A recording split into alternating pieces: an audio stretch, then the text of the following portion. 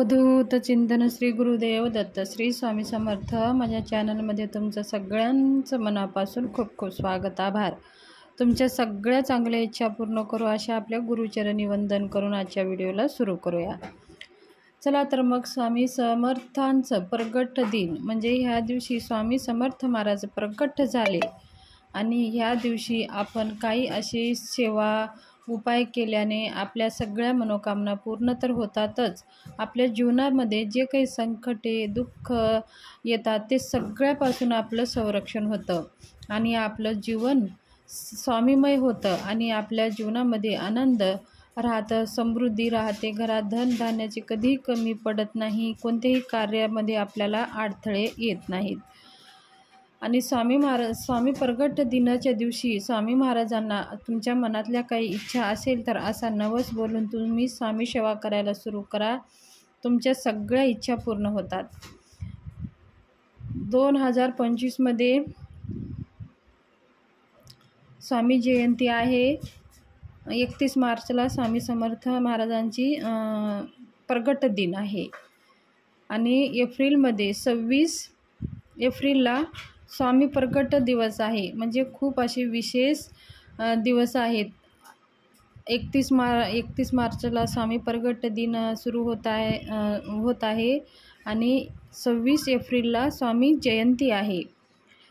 तर स्वामी समर्थ महाराजांची सप्ताह करण्याची पद्धत आहे। ह्या एप्रिल महिन्यामध्ये 20 तारखेपासून स्वामी समर्थ जयंतीचं सप्ताह आपण करत असतो। जसं दत्त जयंती सप्ताह करतो तसं स्वामी जयंतीचा पण सप्ताह आपण करत असतो।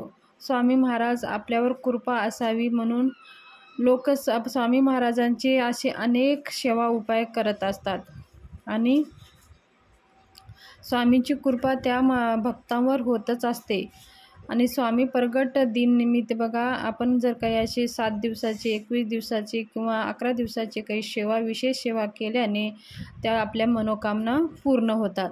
स्वामी महाराजांना नवस बोलून आपण 7 दिवसाची सेवा आपण करू शकता, अत्यंत लाभदायी हे ठरतं। तर 7 दिवसाची सेवा आपण कधीपासून करू शकतो तर 25 मार्चपासून आपल्याला 7 दिवसाची सेवा करायची आहे। स्वामी महाराजांना नवस बोलून ही सेवा करा। नवस बोलून म्हणजे तुमच्या आता काही समस्या आहेत, तुमच्या मनासारखं काही घडत नसेल तर स्वामी महाराजांना असा साधा सोपा नवस बोला। स्वामी महाराजांना नवस बोलण्यासाठी एक तर आपण मंदिरात जावं, नाहीतर मग आपल्या घरामध्ये स्वामी महाराजांचा फोटो असायला हवा।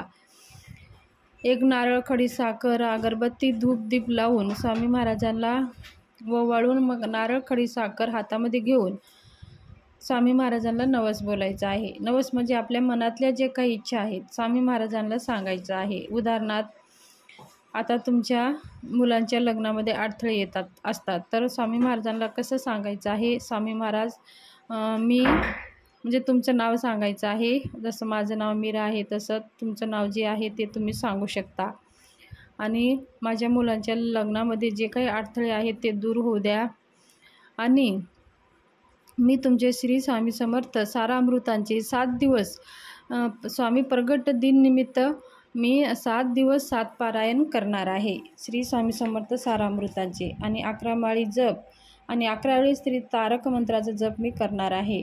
तर माझ्या ह्या 7 दिवसामध्ये माझ्या सगळ्या इच्छा पूर्ण होऊ द्या। त्याच्यानंतर स्वामी प्रगट दिन झाल्याच्या नंतर ही सेवा आपल्याला नित्य ठेवायची आहे। नित्य म्हणजे पूर्ण एक अध्याय वाचायचं नाही, दररोज 3 अध्याय, 11 माळी जप हे तर जीवनामध्ये आपल्याला ठेवायचंच आहे।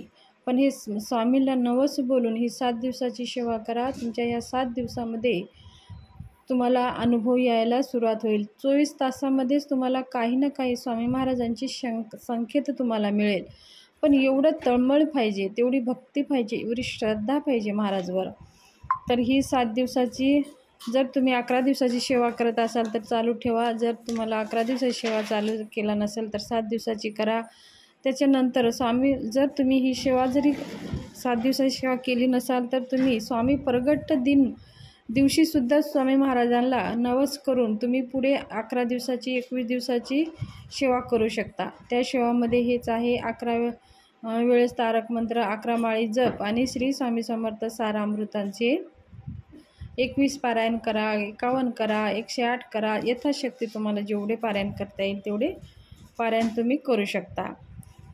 श्री दत्तात्रयांचे तिसरे अवतार म्हणून अक्कलकोट श्री स्वामी समर्थांना मानलं जातं.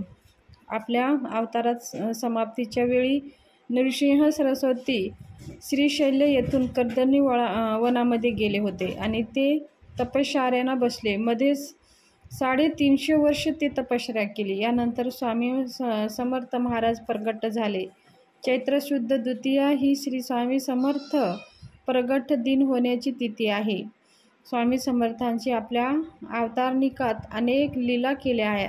अनेकांचा उद्धार केला, अनेक सन्मार्गाला लावले, दाभिकंता अंधश्रद्धा यांना थारा दिला नाही, अनेक उत्तमोत्तम देवी शिष्यगण घडवले.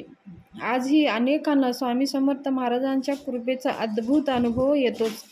सेलिब्रिटीपासून तर अगदी सामान्यपर्यंत अनेक जण स्वामी अनुभव शेअर करत असतात.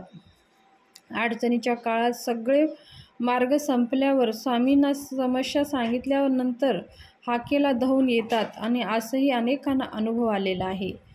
11 दिवस स्वामी सेवा करायचा असेल तर आधी आपल्याला घरची स्वामीसमोर बसून स्वामी सेवा संकल्प करून नवस बोलून मनातली इच्छा सांगून भाव सांगून नेमकी काय आणि कशी सेवा आपण करतो ह्याच्यावर अवलंबून आहे. म्हणजे आपले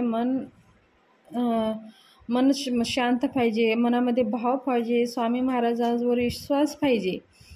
तर आपण 11 दिवसाची जरी संकल्प करून नवस बोलून जर स्वामी सेवा केली तर आपल्या मनातल्या सगळ्या गोष्टी अशक्य असतील त्या शक्य होतात. फक्त स्वामी स्मरणाचं स्मरण करत राहावे. 11 माळी जप झाल्यानंतर आपण दिवसभर हिंडत फिरत काम करत असताना श्री स्वामी समर्थ, श्री स्वामी समर्थ मनातल्या मनामध्ये आपण श्रवण करत राहावे. म्हणजे आपल्याला तेवढीच स्वामी समर्थ महाराजांची ऊर्जा आपल्यावर होत असते आणि आपल्या ज्या इच्छा आहेत ते स्वामी महाराजांपर्यंत पोहोचत असते. श्री स्वामी समर्थ हे नाम उच्चारले तरीही आध्यात्मिक विश्वास वाढतो, आत्मविश्वास वाढतो आणि भक्ती वाढते. मनामध्ये श्रद्धा उत्पन्न होते आणि मानसिक बळ मिळते. असा अनेकाचा अनुभव आहे. श्री स्वामी समर्थ हा अत्यंत प्रभावशाली मंत्र आहे. या मंत्राचा अर्थ समजून घेऊन आपण यथाशक्ती मंत्राचा जप करावा. दररोज किमान 108 वेळा किंवा शक्य असेल तितका जप 11 माळी जप आपण करावा. परंतु यात सातत्य असणे खूप गरजेचं आहे. शक्यतो सकाळी लवकर उठून स्नान झाल्यानंतर आपल्या ह्या मंत्राचा जप आपण करू शकतो. सकाळी अगदी शक्य नसेल तर प्रदोष काळामध्ये सुद्धा हे मंत्र आपल्याला जप करता येतं. देवासमोर बसून करता येतं किंवा आपण प्रत्येक श्वासामध्ये श्री स्वामी समर्थ ह्या मंत्राचं स्मरण आपण करू शकता. तिन्ही सांजेला दिवे लागण्याच्या वेळेमध्ये हातपाय धुवून स्वच्छ होऊन आपण मंत्राचा जप करू शकता, नामस्मरण करू शकता. नित्यसेवेमध्ये ह्या मंत्राचं आपण पाठन करू शकता. स्वामीच्या विविध प्रकारचे स्तोत्र आहेत, मंत्र आहेत, त्याचंसुद्धा आपण पाठन करू शकता. पठण करणे शक्य नसेल तर आपण श्रवण करू शकता. परंतु स्तोत्राचं श्रवण करताना चित्त एकाग्र असणे खूप गरजेचं आहे. आपणा स्तोत्र भाव श्रद्धेने हा स्तोत्र आपण म्हणू शकता. त्याचबरोबर 31 मार्चला श्री स्वामी समर्थ जयंती नाही, प्रगट दिन आहे. ह्या दिवशी गुरुचरित्र जसं सप्ताह करू शकतो तसं आपण स्वामी चरित्र सप्ताह पारायणसुद्धा करू शकता. 7 दिवसाचं म्हणजे 25 तारखेपासून तुम्ही हे सप्ताह करू शकता. तर अशा प्रकारे आपल्याला स्वामी समर्थ महाराजांची सेवा करून त्यांच्या चरणी ही सेवा आपल्याला अर्पण करायची आहे. आणि पारायण संकल्प करून पारायण करत असताना तर आपल्याला खंड पाडू द्यायचं नाही, ती सेवा पूर्ण करायची असते. संकल्प करून केलेली जी सेवा असते ती खंड पडू द्यायची नाही. त्यासाठी सातत्य हवं लागतं. मनापासून सेवा केली तर ते सेवा आपल्या कार्य पूर्ण होतातच. त्यात कोणतीही शंका निर्माण करायची गरज नाही. फक्त स्वामी महाराजावर विश्वास हवा आहे. तर स्वामी समर्थ प्रगट दिनविषयी अशाच तुम्ही सेवा करू शकता. आणि स्वामी प्रगट दिवसापासून आपल्याला नित्य सेवा करायला पण सुरू करायचं आहे. स्वामी महाराजांचं 11 माळी जप आणि 3 श्री स्वामी समर्थ सार अमृताचे 3 अध्याय, तारक मंत्राचे 11 वेळेस हे पाठन आपण आवर्जून करा. आपल्या सगळ्या मनोकामना पूर्ण होईल. आपल्याला कोणत्याही कार्यामध्ये अडथळे येणार नाहीत. खूप काही आपल्याला संकटे असेल, खूप सेवा उपाय करून पाहिला असाल तर तुम्ही स्वामी सेवा करून पहा. तुमच्या जीवनातले सगळे समस्या स्वामी महाराजांच्या कृपा आशीर्वादाने हळूहळू होईल. असं नाही तुम्ही आता सेवा केली की लगेच तुम्हाला फरक पडेल. पण जसं आपण झाड लावतो, त्याचं झाड मोठं होऊन फळ लागायला वेळ लागतं आणि खायला वेळ लागतं, तशाच प्रकारे कोणतीही सेवा आपण करत असतो तर ते फलित होण्यासाठी थोडं वेळ लागतं. पण काही काही सेवा असे लगेचच आपल्याला अनुभव देतात.